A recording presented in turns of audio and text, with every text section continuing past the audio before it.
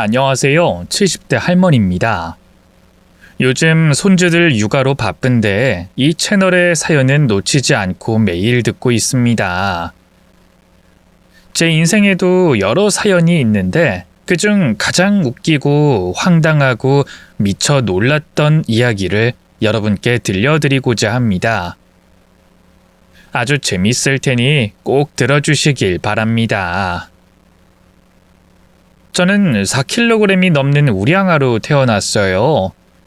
그리고 성장하면서 거의 아파본 적이 없는 타고난 강철 체력이었답니다. 아버지가 일찍 돌아가시고 엄마와 둘이 가난하게 살았는데 그래도 중학교까지 나왔어요. 그때 당시 가난한데 중학교까지 나온 건 정말 큰일이었죠. 아무튼 이후로는 파출부로 일하며 생계를 이어나갔고 성인이 되자마자 운전면허를 따고 트럭으로 시장에서 채소 배달을 했어요. 수년 뒤 하고 싶은 다른 일이 생겼어요. 택시 기사들이 제복을 입고 일하는 모습이 멋져 보여서 택시 면허를 따고 영업소에 취직해 택시 기사로 일하기 시작했습니다. 제가 드라이브를 워낙 좋아해서 하루 종일 택시 운전을 해도 피곤하지도 않고 재밌기만 했답니다. 그런데 여자가 택시 기사를 한다며 꼭 시비를 거는 손님들이 있었어요. 당연히 남자 기사인 줄 알고 탔다가 제 목소리가 여자인 걸 알고 그냥 내리는 손님도 많았는데 희롱의 말을 하는 늑다리 아저씨들도 종종 있었답니다. 아, 뭐야? 여자였어? 요즘은 택시를 여자도 모는 거야? 네, 손님. 여자도 사람이고 팔다리가 달려있고 운전할 수 있습니다. 어디로 모실까요? 아유, 그러셔? 그럼 어디 여관방이나 갈까? 내가 아가씨 하루 산업금 채워줄 테니까 여관에 가서 나랑 놀아보는 게 어때? 손님, 보아하니 여자의 굶주린 것 같은데 아무 데서나 발정난 소리 하시면 안 되죠. 그러다 큰 코 다칩니다. 뭐야 이년아? 이게 어디 남자한테 까불고 있어. 야, 잔말 말고 오빠가 잘 놀아줄 테니까 여관방으로 가자. 아, 오늘 할 일도 없었는데 잘 됐다. 그럼 가까운 여관으로 모시겠습니다, 손님. 그걸 바랬구만. 좋아, 어서 가지. 저는 여관 골목에 택시를 세우고 손님과 내렸습니다. 그리고 여관방까지 따라 들어갔죠. 택시 아가씨, 선택 잘했어. 오늘 나한테 열심히 봉사하면 팁 확실하게 챙겨줄게. 팁은 필요 없어요. 지금부터 손님 혼내줄 테니 각오하세요. 에이구, 놀자는 말을 혼내주겠다고 표현한 거야? 아이, 좋아. 어서 혼내줘봐. 그래서 전 한 손으로는 손님 멱살을, 다른 손으로는 다리를 붙잡고 들어 올려 업어치기를 해줬습니다. 손님의 눈이 튀어나올 듯 고통스러워했는데 그놈 주둥이에 발을 올리고 말했습니다. 야, 이 놈팽이야. 내가 너 같은 놈을 한두 번 봤겠냐? 이게 어디서 택시 기사님한테 희롱질이야? 잘못했어, 안 했어? 대답해봐! 이년이 너 돼주고 싶어? 아직 정신을 덜 차렸구만. 그럼 2절로 넘어갈게. 저는 손님의 급소를 발로 걷어찼습니다.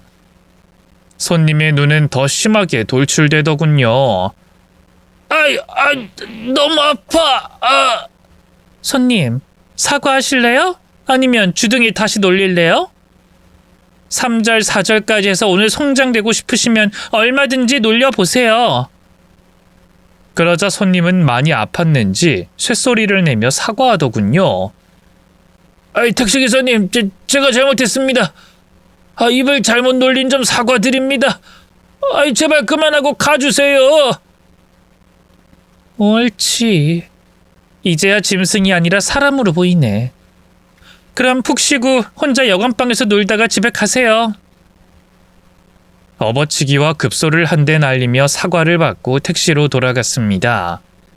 그리고 다시 드라이브를 하며 손님들을 태웠죠. 제가 통뼈에 힘도 좋고 겁이 없기 때문에 이런 문제를 스스로 해결했답니다.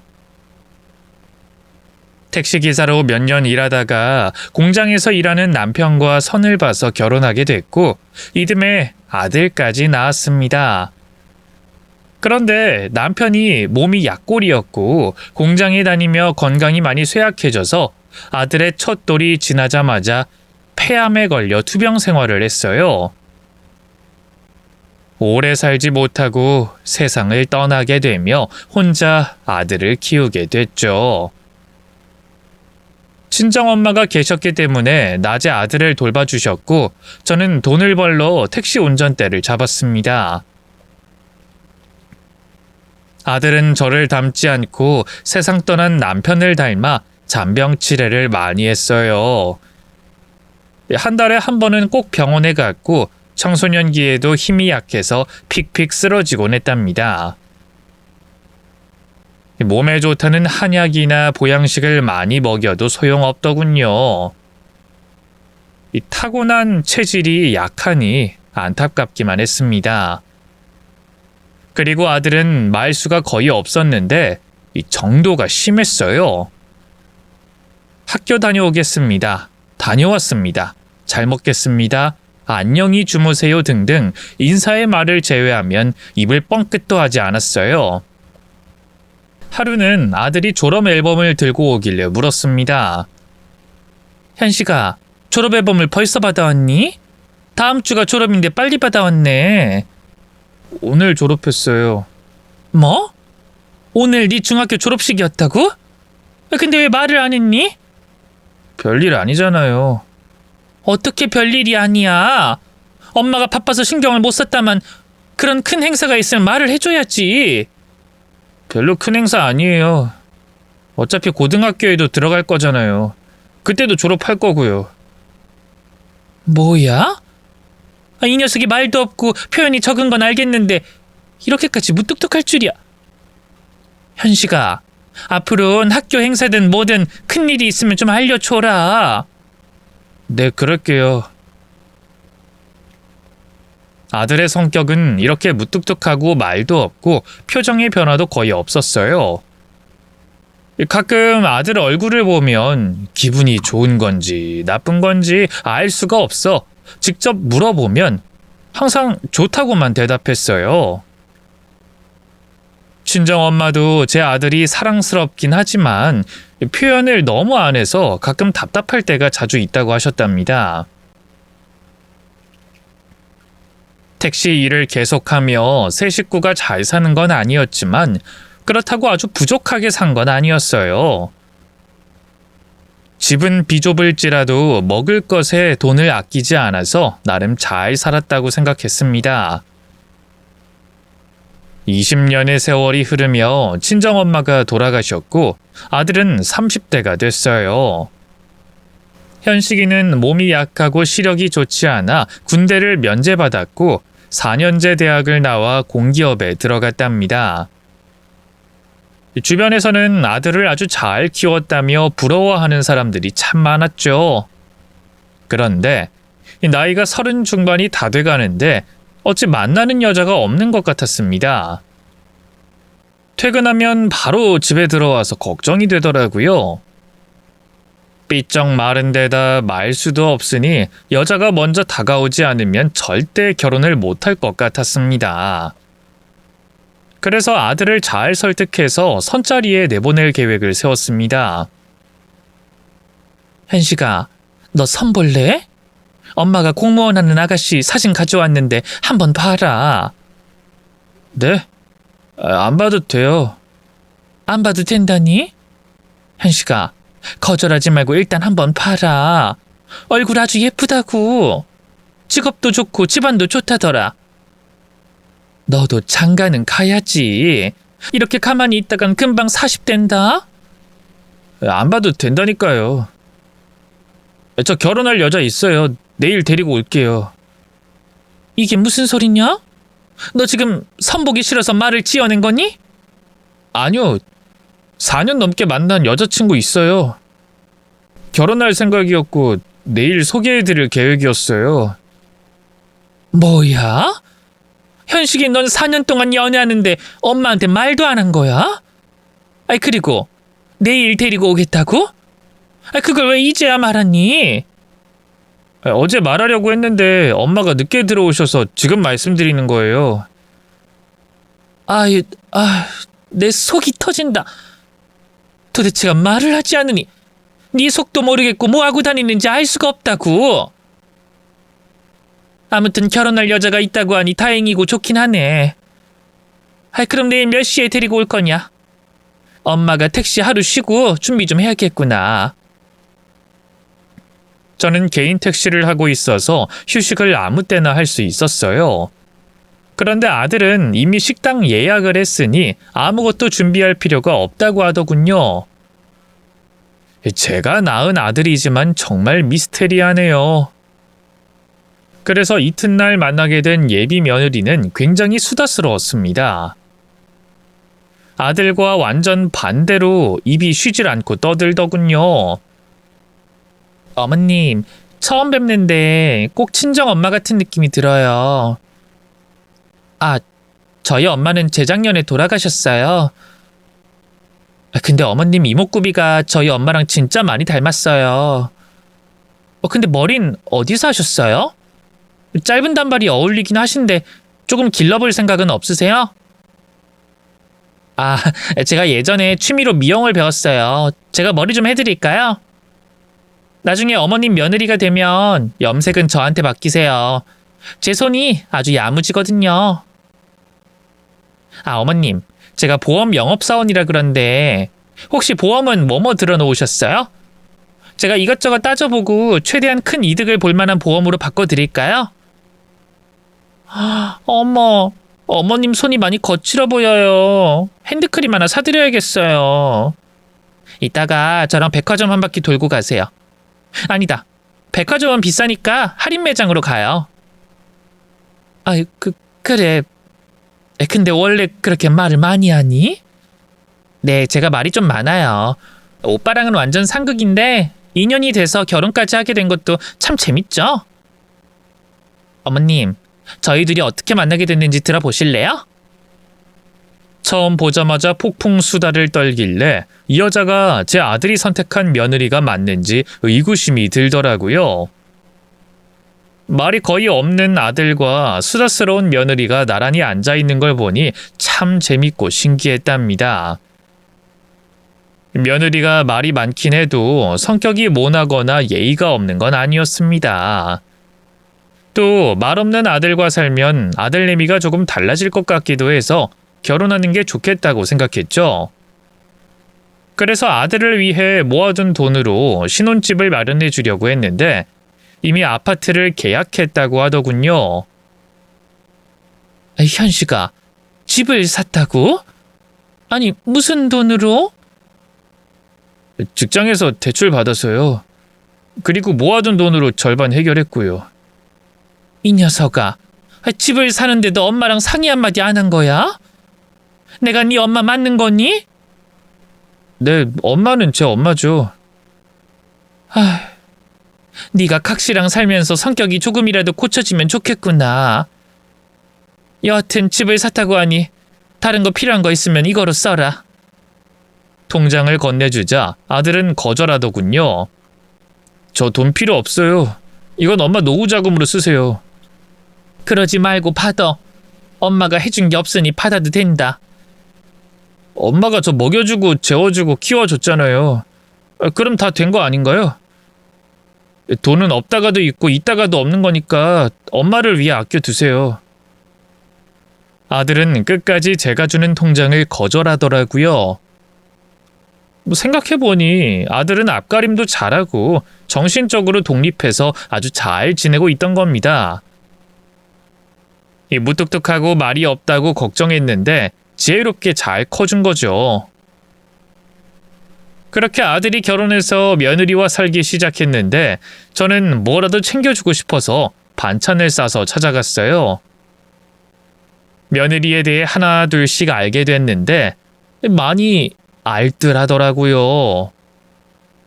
제가 가져다주는 반찬 외에는 아무것도 사 먹지 않았고 사치와는 완전 거리가 멀었답니다. 해진 옷을 입고 있길래 다른 옷이 없냐고 물었습니다. 아유 아가, 옷이 다 해졌네. 다른 옷 없니? 저 여름 옷은 이거랑 다른 거 하나 더 있어요. 여름에 티셔츠 2장이면 충분합니다, 어머님. 아유 아무리 그래도 구멍난 걸 기워 입는 건 좀 그렇잖니. 지금이 21세기고 너나 내 아들이 돈을 못 버는 것도 아니잖아. 아니면 내가 좀 사줄까? 같이 백화점 갈래? 아니에요, 어머님. 옷은 그냥 몸을 덮는 용으로 생각해서 아무거나 걸쳐도 상관없어요. 그리고 어머님이 힘들게 일해서 버신 돈을 제 옷 사는 데 쓰는 건 너무 아까워요. 어머님, 돈 아끼세요. 며느리는 보험 일을 해서 돈을 솔찬히 잘 버는 거로 알고 있었는데 엄청나게 아끼며 살더라고요. 어릴 때부터 몸에 배어 있어서 그 습관을 고치기 어렵기도 하고 고치고 싶지도 않다고 하더군요.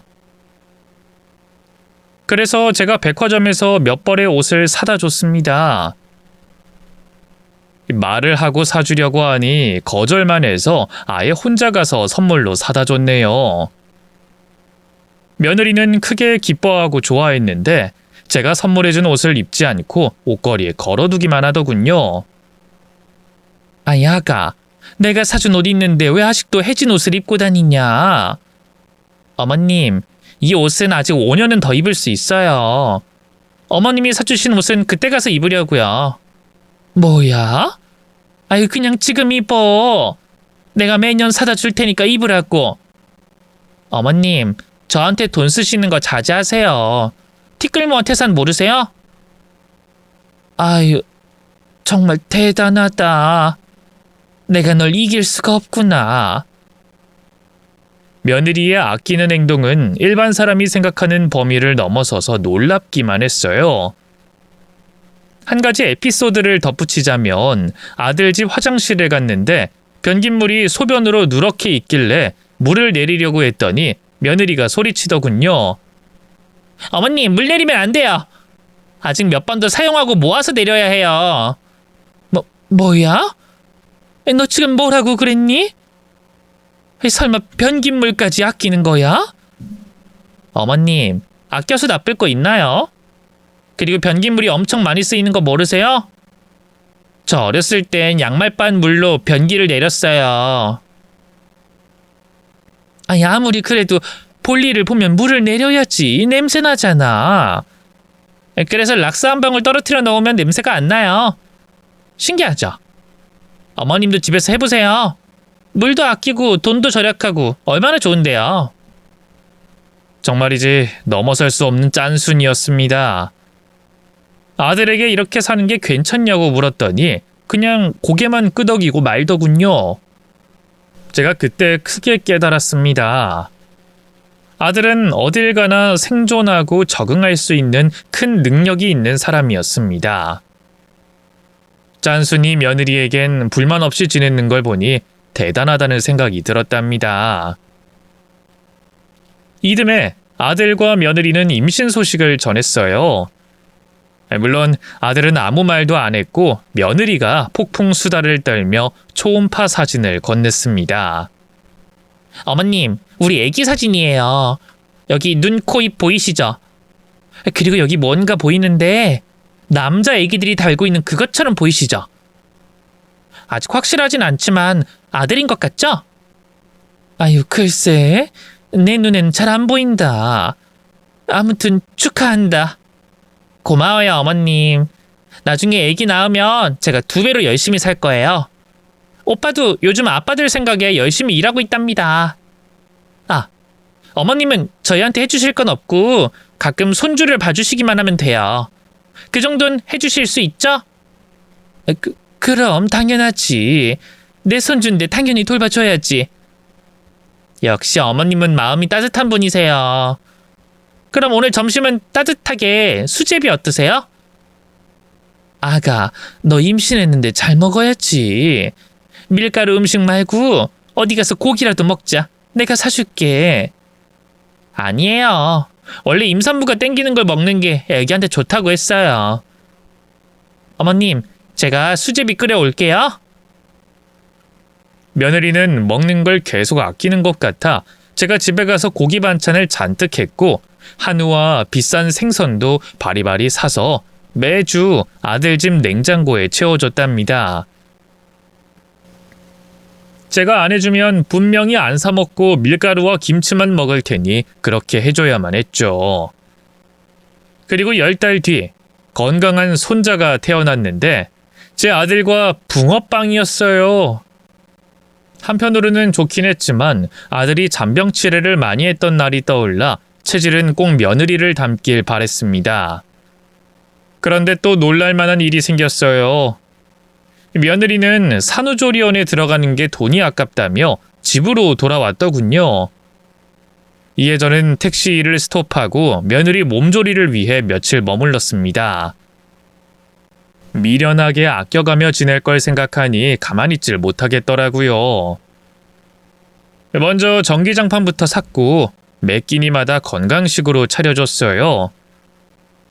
건강한 며느리는 며칠 쉬더니 바로 바쁘게 몸을 움직이더군요. 건강은 타고난 것 같아 다행이라고 생각했습니다.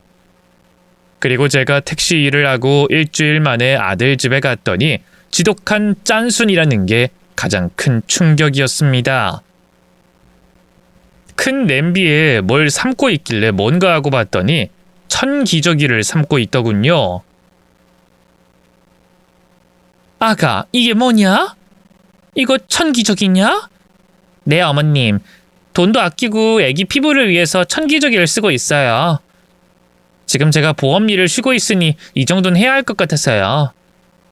남편이 벌어오는 돈도 함부로 쓰기 아깝고 그래서. 아이고, 너 정말 왜 이러냐? 요즘 누가 천기저귀를 쓴다고 이래? 내가 기저귀 사올 테니 이거 하지 마라. 아니에요. 괜한데 돈 쓰지 마세요, 어머님. 이거 사. 아끼는 것도 정도껏 해. 그리고 왜 아직 유모차가 없는 거야? 그것도 돈 아까워서 안 산 거니? 그게... 네. 애기는 제가 업고 다니면 되니까 유모차가 필요한지 모르겠더라고요. 며느리 얼굴을 보니 진심인 것 같았습니다. 그래서 이번에도 제가 기저귀 몇 박스와 유모차 비싼 걸 한 대 사다 줬어요. 그걸 본 며느리는 크게 놀라더군요. 고마워서 그런가 보다 싶어 그냥 한 귀로 흘려듣고 잘 쓰라고 일러줬습니다. 그런데 며칠 뒤 가봤더니 일회용 기저귀를 당근 중고 거래로 팔았고 유모차도 제 가격에 팔고 중고로 아주 저렴한 거로 샀더군요. 아가, 이 CM이가 해주는 건 그냥 받아. 돈이 필요하면 내가 줄 테니 괜히 팔지 말라고. 어머님, 저는 이렇게 하는 게 좋을 것 같아요. 그 선물을 판 건 죄송하지만 그 돈은 우리 애기 이름으로 저금했어요. 참 대단하다. 그래, 너 하고 싶은 대로 해라. 내가 졌다. 어머님 죄송해요. 제가 성격을 고치지 못하나 봐요. 이걸 좋다고 해야 할지 모르겠지만 네가 밝고 잘 큰 걸 보니 그렇게 사는 것도 나쁘지 않을 것 같구나. 우리 손자도 너처럼 밝고 착하게 성장할 거라 믿는다. 그렇게 며느리의 행동을 이해하며 지내기로 마음을 내려놨습니다. 제가 해줄 수 있는 건 맛있고 영양가 있는 음식을 만들어 냉장고를 채워주는 것이었어요. 반찬을 팔진 않을 테니 아낌없이 지원해줬죠. 그러던 어느 날, 제 집에서 손자를 돌보다가 저녁이 되기 전에 아들 집으로 향했어요. 반찬을 아들 집에 채워주고 수고하는 경비 아저씨에게도 몇 가지 반찬을 가져다 드렸습니다. 손자를 안고 인사를 드렸어요. 경비 아저씨 안녕하세요. 저 백사동 702호 사는 부부 엄마 되는 사람입니다. 이거 별거 아닌데 집에 가서 드세요. 702호 어머님이라고요? 그 섹시 시어머니시구나. 맞죠? 네, 제 며느리 잘 아시나 봐요. 하긴 걔가 사교성도 좋고 부침성도 좋죠. 예의도 바르고요. 아이 뭐 그렇죠. 근데 아주머니, 며느님에 대해 알고 계신 게 전부가 아닙니다. 그게 무슨 말이에요? 제 입으로 말하기가 참 거시기한데 이걸 어떻게 말해야 하나? 아니다, 그 말씀드려야겠네요. 702호 색시가 바람났습니다. 네, 뭐라고요? 아저씨, 무슨 그런 얼토당토하는 소리라세요? 제 며느리가 바람을 피운다고요? 세상에, 남에 대해 막말하는 인간들 많이 봐왔지만 처음 대화를 나누자마자 내 며느리를 그런 나쁜 년으로 만드는 사람은 처음이네요. 불쾌합니다, 아저씨. 아주머니, 저도 장가간 아들이 있습니다. 남 이야기를 함부로 하고 그런 사람 아니라고요. 제가 눈으로 본 걸 말씀드리는 거라고요. 제 말 못 믿겠으면 지금 백삼동으로 같이 가보시죠. 거기 혼자 사는 남자 집에 들어갔으니까 나오는 걸 보면 확실하게 증거를 잡을 수 있을 거 아닙니까? 뭐라고요? 같은 아파트 단지에 사는 남자 집에 들어갔다고요? 아저씨, 그 말 책임질 수 있어요? 그럼요. 1시간 전에 들어간 걸 제 두 눈으로 똑똑히 봤다니까요. 며느님의 실체를 알고 싶으면 얼른 따라오세요.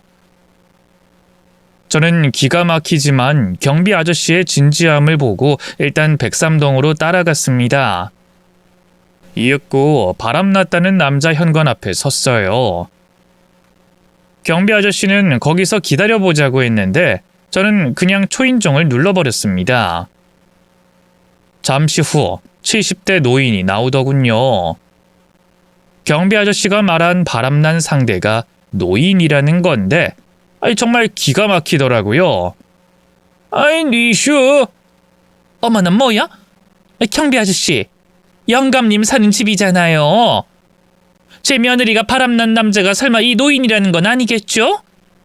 아니요, 맞습니다. 제가 여기로 들어가는 걸 똑똑히 봤다니까요.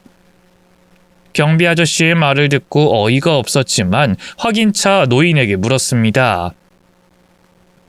저기, 여기에 제 며느리가 있나요? 안에 들어가 봐도 될까요? 무슨 소립니까? 집엔 나 혼자 있어요. 둘 다 돌아가세요. 왜 놀라고 그러시지? 안 되겠어요. 비켜봐요. 들어가서 확인을 해봐야겠으니까. 노인이 저를 말렸지만 이미 안으로 들어갔습니다. 며느리를 부르며 방과 화장실을 모두 뒤져봤어요. 그런데 아무 데도 없었습니다. 아니, 경비 아저씨, 내 며느리가 어디 있다는 거예요? 샅샅이 뒤져봐도 없잖아요. 그럴 리가. 분명 여기로 들어가는 걸 봤다고요. 영가님이 숨긴 거 아닐까요? 그러자 노인은 어이없는 표정을 지으며 대답했습니다. 이 경비 논팽이가 무슨 짓거리 하는 거야? 이봐, 내가 치매가 있어서 집에 들이는 사람은 간병인 뿐이야. 아까 퇴근했고. 내가 이 아줌마 며느리랑 바람을 피웠다는 상상을 하다니 자네 생각하는 게 더럽구만. 둘 다 나가요. 저는 얼굴이 새빨개져서 노인한테 사과를 하고 나왔습니다. 그리곤 경비 아저씨에게 화를 쏟아냈답니다. 아저씨, 사람이 그러는 거 아니에요. 남의 착한 며느리를 갖다가 불륜녀라고 떠들어대요? 아닌데. 내가 분명히 봤는데. 아주머니, 제가 눈으로 본 걸 말씀해 드리겠습니다. 이 집 말고도 다른 노인들 집에 들락거리고 있어요. 항상 나올 땐 손에 돈을 쥐고 나오고요. 그것도 5만 원짜리 수십 장을 들고 나온다니까요. 이 미친 인간을 봤나? 그럼 내 며느리가 노인네들한테 돈을 받고 그런 짓을 벌인다는 거예요? 이 사람 안 되겠네. 부녀회장 불러서 당신 잘라버리라고 해야겠어요.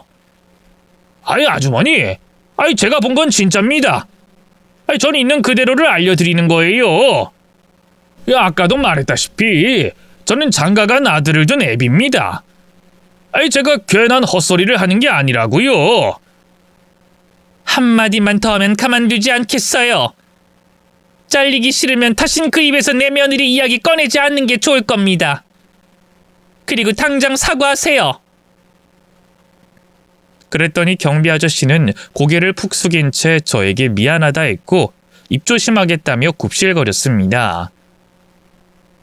화가 나서 진짜 잘라버릴까 했지만 남의 일자리를 마음대로 하는 건 아닌 것 같아 참아주고 넘어가기로 했어요. 그런데 그날 이후로 며느리의 행동이 눈에 띄게 달라졌어요. 아직 직장에 복귀도 안 했고 집에 있는 며느리가 저에게 자주 손자를 맡기고 어딜 가더라고요. 아가, 손자를 맡기는 건 얼마든지 환영이다. 내가 하는 일이 자유롭게 시간을 내서 하면 돼요. 상관이 없긴 한데. 너 요즘 뭐 하고 다니니? 제가 요즘 취미를 시작했어요. 뜨개질을 배우고 있어요. 애기 옷을 직접 떠주고 싶어서요. 아, 뜨개질을 배우는구나. 그래. 그렇게 취미 활동도 하고 사람들도 만나서 스트레스 풀고 그래야지. 네, 요즘 육아 스트레스가 좀 심해서요. 안 그럴 줄 알았는데 많이 우울하고 그러더라고요. 아유, 저런. 밝디 밝은 네가 그런 말을 할 정도면 정말 힘이 들었나 보다. 그럼 내가 매일 손자를 데리러 갈 테니 편히 놀러 다녀라. 고맙습니다, 어머님. 그럼 오늘도 어머님 손자 잘 부탁드려요. 짠순이 며느리가 애기 옷을 직접 떠주려고 한다기에 바로 이해가 됐습니다.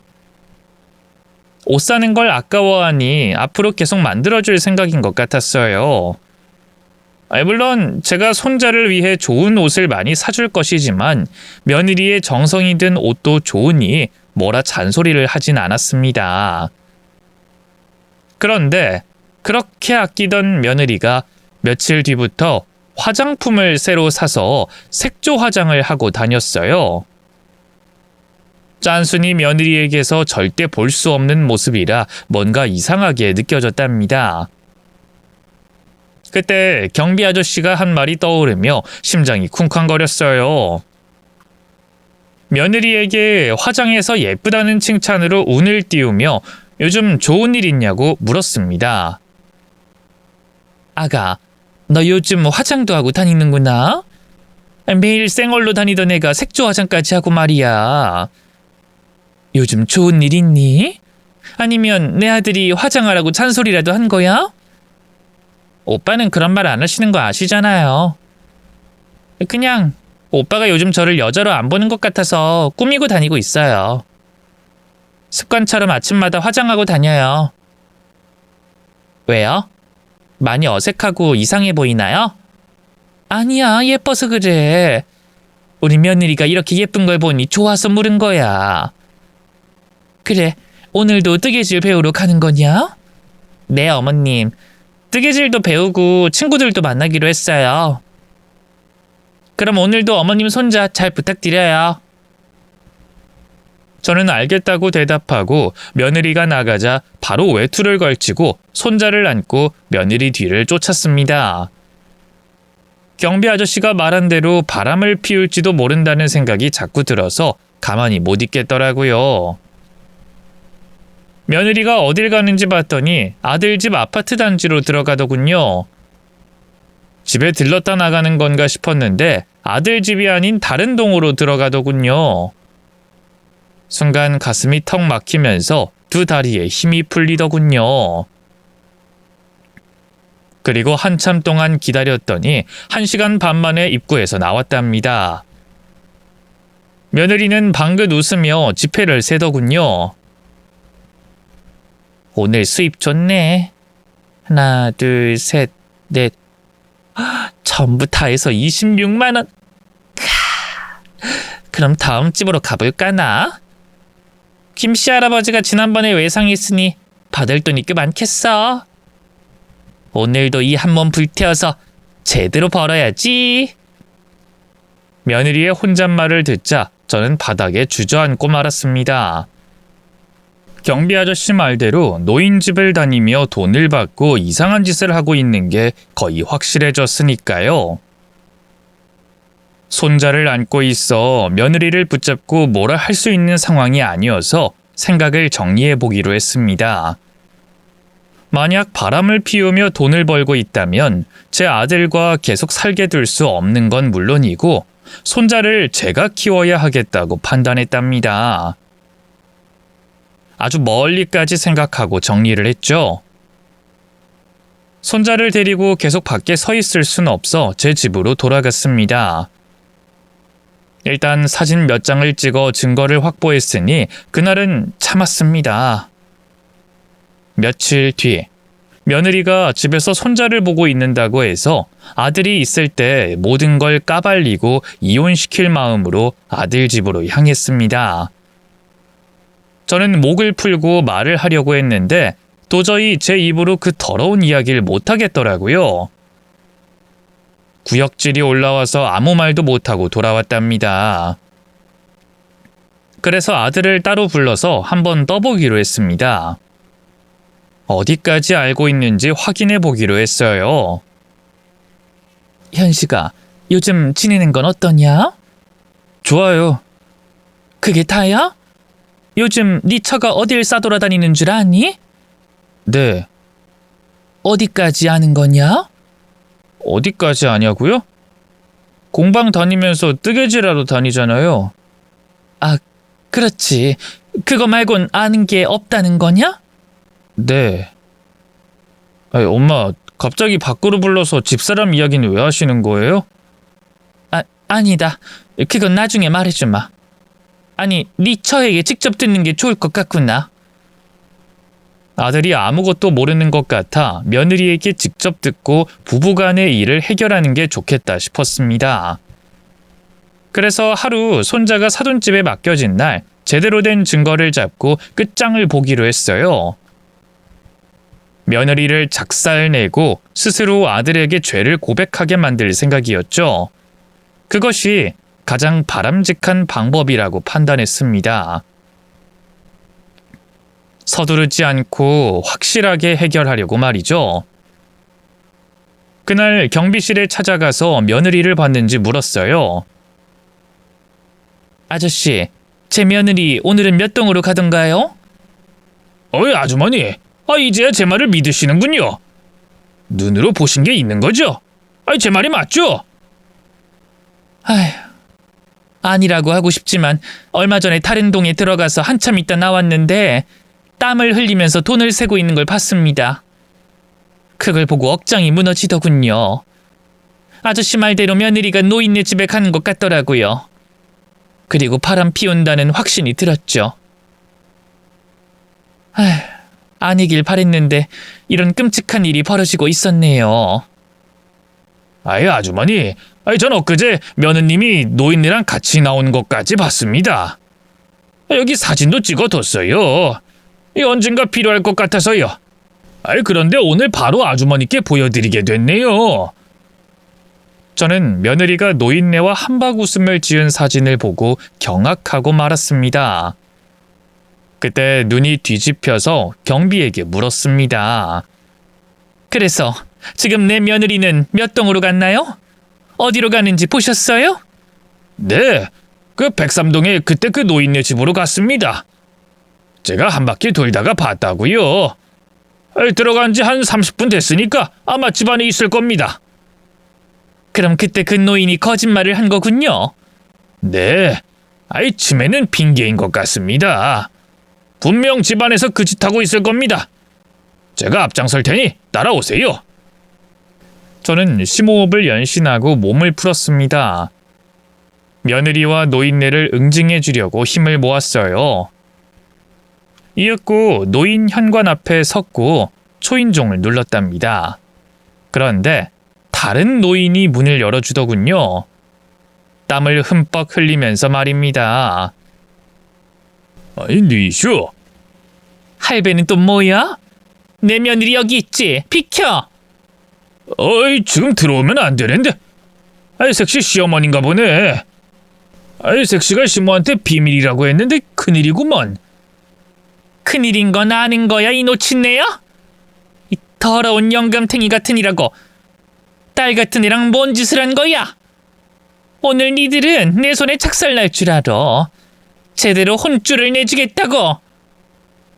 저는 현관을 지나 거실로 들어갔는데 눈앞에 펼쳐진 광경에 주저앉고 말았습니다. 어머님, 여긴 어떻게 알고 오셨어요? 많이 놀라셨죠? 너 지금 뭐 하는 거냐? 내가 지금 보고 있는 게 무슨 상황이냐고. 그게 그러니까 어머님께 죄송해서 말씀을 못 드리겠더라고요. 그 아들을 매일 맡기면서 이런 짓 하는 걸 알리면 싫어하시고 뭐 또 짠순이라고 뭐라 하실까봐. 그래서 동네 노인들 모아다가 마사지를 해주는 거냐? 제 눈앞에는 남녀 노인들이 누워 있었고 며느리가 팔다리를 이리저리 돌려가며 스포츠 마사지를 해주고 있었습니다. 바람을 피우고 돈을 버는 것이 아니라 구슬땀을 흘리며 돈을 벌고 있던 거예요. 제가 완전히 헛다리를 짚은 거였죠. 며느리를 의심했다는 것에 큰 죄책감이 들어 쥐구멍에 들어가고 싶은 심정이었습니다. 야가, 그런 말을 했어야지. 나는 널 의심했단 말이야. 나를 왜 나쁜 시애미로 만든 거냐? 네? 의심이라뇨? 무슨 의심을 하셨다는 거죠? 네가 노인네들이랑 바람난 줄 알았다고. 네가 노인들이랑 한바탕 시간 보내고 돈을 버는 줄 알았다고. 아니, 어머님, 그게 정말이에요? 어떻게 저를 그런 여자로 보실 수가... 아니다. 근데 제가 요즘 이상하긴 했을 거예요. 안 하던 화장하고 다니고 아들을 매일같이 맡기고 놀러 나갔으니 충분히 의심할 만합니다. 제가 생각이 짧았어요. 그냥 솔직히 말씀드릴 거 그랬나 봐요. 아니다. 내가 물어봐도 되는 거였어. 의심만 품고 있는 게 아니었는데 이렇게 일을 크게 만들었구나. 어머님, 여기 누가 뭐라 하나요? 어르신들 다 누워서 코 골고 주무시고 있잖아요. 스포츠 마사지 한번 받으시면 이렇게 골아 떨어지시네요. 그럼 여기 사는 노인은 왜 너를 모른다고 말했던 거냐? 내가 지난번에 경비 아저씨랑 왔었는데 내 며느리 어딨냐고 물으니까 화를 내고 쫓아내더라. 허씨 할아버지요? 치매기가 있으셔서 그래요. 저한테도 마사지 받은 걸 까먹고 또 해달라고 한 적이 한두 번이 아니라고요. 아무튼 오해가 다 풀리신 거죠, 어머님? 저는 미치도록 부끄러워서 며느리 얼굴을 제대로 못 봤습니다. 그런데 한 가지 걱정이 되는 부분이 있더라고요. 이렇게 노인네들을 모아두고 돈을 버는 것이 괜찮은지 물었습니다. 아가, 이렇게 돈을 버는 거 괜찮은 거냐? 아니, 누가 신고라도 하면... 어머님, 저 간이 과세자로 신고했어요. 사업장을 저희 집으로 해뒀고요. 세금 다 내고 있고 카드 단말기도 들고 다녀요. 여기 보이시죠? 아유, 정말 잘못한 게 하나도 없구나. 아니, 난 그런 것도 모르고. 정말 미안하다. 괜한 의심해서 미안해. 아니에요. 다시 한번 며느리에게 사과하고 제 뒤에서 벌벌 떠는 경비 아저씨를 봤습니다. 아저씨가 저한테 그런 말만 안 했어도 이렇게 일이 커지지 않았을 거 아니에요. 아이, 죄송합니다, 아주머니. 저는 삭시가 수상해 보여서 입이 10개라도 할 말이 없습니다. 부녀 회장님한테 말씀하셔서 절 해고하세요. 누가 아저씨를 자른대요? 내가 지금 무슨 짓을 하는 거야? 아저씨가 말하는 걸 믿은 내가 바보 멍청이니까 그냥 넘어가요. 대신 앞으로 한 번만 더 내 며느리를 두고 헛소리를 한다면 그땐 가만두지 않을 겁니다. 네, 아주머니. 앞으로는 입을 무겁게 하고 다니겠습니다. 괜한 의심에서 피해드리는 일 없도록 하겠습니다. 경비 아저씨가 진심으로 사과하기도 했고 제가 잘못한 것도 있으니 둘 다 못난 노인이라 생각하고 넘어가게 됐습니다. 물론 며느리에게 미안한 마음은 쉽게 지워지지 않았습니다. 그래서 제가 해줄 수 있는 일을 더 많이 해주며 미안함을 표현했답니다. 냉장고에 반찬을 꽉꽉 채워줬고 아들 집 살림을 자주 도왔어요. 며칠 뒤 아들과 둘이 집에 남게 돼서 지난번에 왜 거짓말했냐고 물었습니다. 현식아, 네 처가 스포츠 마사지 하고 있는 걸 알고 있으면서 왜 뜨개질 다니는 거라고 대답한 거냐? 네가 그때 솔직히 말해줬으면 내가 의심을 거뒀을 거잖아. 아, 집사람이 비밀로 해달라고 해서요. 뭐야? 그게 다야? 아우, 답답해. 넌 말을 너무 아껴서 탈이다. 어떤 일이든 좀 같이 알면서 지내자. 아, 네. 역시나 단답형으로 대답했고 제가 벌인 짓이 별일이 아니라고 생각하고 있더군요. 아들이 이러고 산 게 하루 이틀도 아니고 평생 말을 아끼며 살아왔으니 고쳐질 거라고 보이진 않았습니다. 그래서 며느리를 불러다 앉혀서 앞으로는 비밀 없는 가족이 되자고 부탁을 했어요. 아가, 앞으로는 나한테 숨기는 게 없었으면 좋겠구나. 내가 모자란 노인이라서 그때처럼 의심하고 허튼 짓을 벌일지 모르니 비밀이 없도록 하자. 네, 어머님.